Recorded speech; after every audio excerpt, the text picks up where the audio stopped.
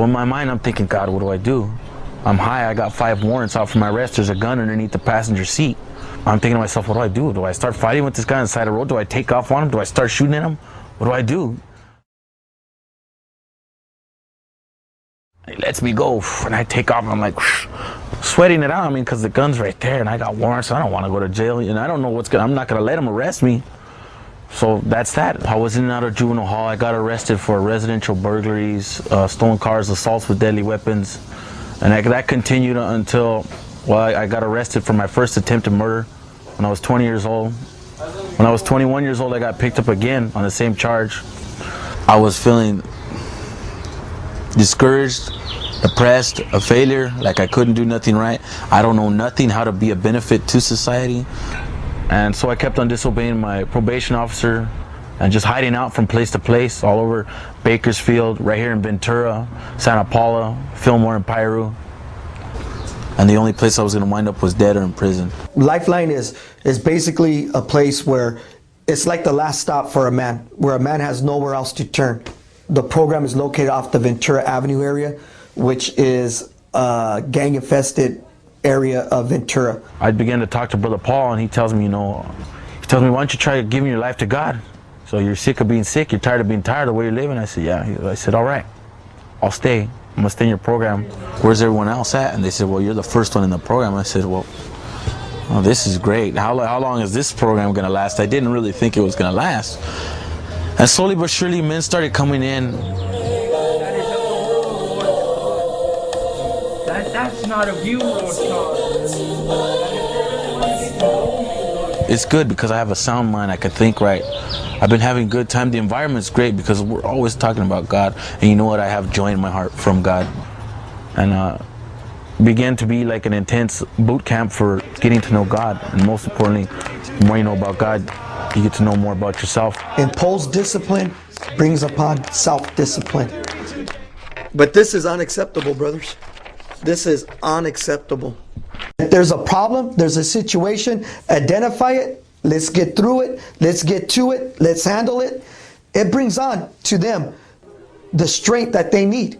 Here, we teach them to develop, to trust the man next to you. He comes almost from the same background, gangs, drugs, doing the same thing, you know what I mean? And I love that guy. I've been over backwards for him. I put down my life for him. I was praying that morning and I asked God, what do you want me to do now? What's next? So we go downstairs and we're having a Bible study, like about 9:30 in the morning. Brother Paul comes downstairs and says, Brother Pete, they want you upstairs. 20 minutes before he called me, I was hearing the helicopter circling around. I was like, man, that's close. They're looking for somebody. Well, it turns out they were waiting for me. They cuffed me. They said, are you Fernando Vasquez? I said, yeah, I am. They said, we've been looking for you for a while. You have 4 felony warrants out for your arrest, a couple violations of probation. Let's go. Okay. And I tell the judge, yeah, of course. I want to change my life. That's why I'm there. She says, okay, we're going to give you this option. You owe us 6 to 4 years in prison. Okay, you know that. I said, yeah. They said, we're going to give you this choice. Either you can go to prison now for that time, or you can try and do a year in this program. If you leave this program anytime before your year's up, before we say you can go, you're going to go to prison.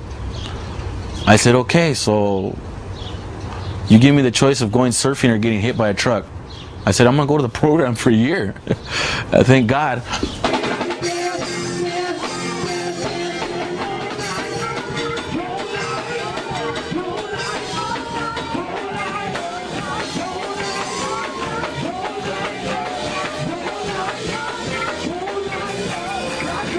The perfect outcome of a man is a Brother Pete, a gang member that came in, that has totally changed his life, that has been through the ups and downs, and that he's still here. The outcome of Pete isn't over yet.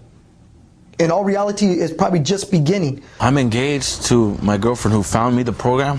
Thank God. I go back to court for my final review on June 10th. They're still going to decide whether or not they want to send me to prison or cut that time off and let me remain in the program. I'm enrolled in college. I'm going for air conditioning and heating. I'm trying to learn a trade so that way I can be a productive member of society. And with the help of the Lord, I can provide for my family and be there for my daughter. And that's my goals, it's my plans, it's my dreams, and just trying to live finally a normal life.